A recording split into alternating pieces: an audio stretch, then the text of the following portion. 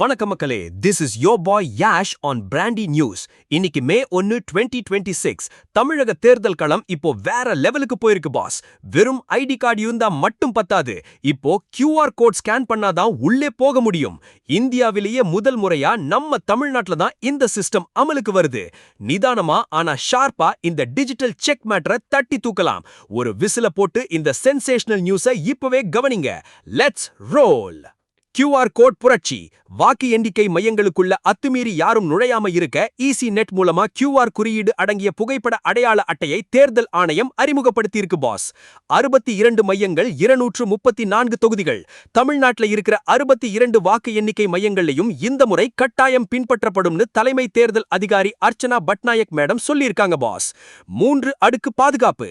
இதுல ஒரு செம விஷயம் என்னன்னா 3 லேயர் பாதுகாப்பு இருக்கு பாஸ். முதல் 2 லேயர்ல கார்ட நேர்ல பாப்பாங்க. ஆனா 3வது லேயரான உள் பாதுகாப்பு வளையத்துல QR கோட் ஸ்கேன் பண்ணி சக்சஸ் ஆனா மட்டும்தான் ரூமுக்குள்ள விட போறாங்க. யாருக்கெல்லாம் இந்த கார்டு? தேர்தல் நடத்தும் அலுவலர்கள், RO, உதவியாளர்கள், ஊழியர்கள், வேட்பாளர்கள் மற்றும் முகவர்கள், அதாவது ஏஜென்ட்ஸ் என எல்லாருக்கும் இந்த டிஜிட்டல் கார்டு கட்டாயம் பாஸ். ஊடகங்களுக்கு தனி வசதி. பத்திரிகையாளர்களுக்காக ஒவ்வொரு மையத்திலையும் ஒரு மீடியா சென்டர் அமைக்கப்படும். அவங்களுக்கான அனுமதி பழைய நடைமுறைப்படியே இருக்கும் பாஸ். இந்தியாவுக்கே முன்னோடி. அசாம், கேரளா, மேற்கு வங்காளம், புதுச்சேரி தேர்தல்கள்லயும் இப்போ இது அமலாகுது. இனிமே வர்ற மக்களவை தேர்தல்கள்லயும் இந்த சிஸ்டம் தான் நீட்டிக்கப்படும்னு சொல்லியிருக்காங்க. பயிற்சி பெற்ற பணியாளர்கள்.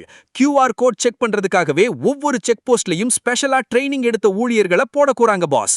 ஒரு சின்ன தப்பு கூட நடக்கக்கூடாதுங்கிறதுல தேர்தல் ஆணையம் ஸ்ட்ராங்கா இருக்கு பாஸ். தேர்தல் ஆணையத்தோட இந்த டிஜிட்டல் ஆட்டத்தை பார்க்கும்போது எனக்கு அந்த ஒரு மாஸ் பஞ்ச் தான் ஞாபகம் வருது. நம்பிக்கைக்கு துரோகம் பண்ணலாம், ஆனா இந்த தொழில்நுட்பத்துக்கு துரோகம் பண்ண முடியாது பாஸ். QR கோட் வந்துருச்சு, இனி தில்லு முள்ளு பண்ண நினைச்சா ஸ்கேன் பண்ணியே காலி பண்ணிடுவாங்க. நியாயமான வெற்றிக்கு இது ஒரு நல்ல ஆரம்பம். இந்த QR கோட் முறை மூலமா தேர்தல் முறைகேடுகளை தடுக்க முடியும்னு நீங்க நம்புறீங்களா? டிஜிட்டல் இந்தியாவில் இது ஒரு பெரிய முன்னேற்றமா? உங்க கமெண்ட்ஸை கீழே தட்டி விடுங்க. தேர்தல் முடிவுகள் மற்றும் வாக்கு எண்ணிக்கை அப்டேட்டுகளுக்கு பிராண்டி செய்திகள். உண்மையை லவுடா சொல்வோம், குயிக்கா சொல்வோம்.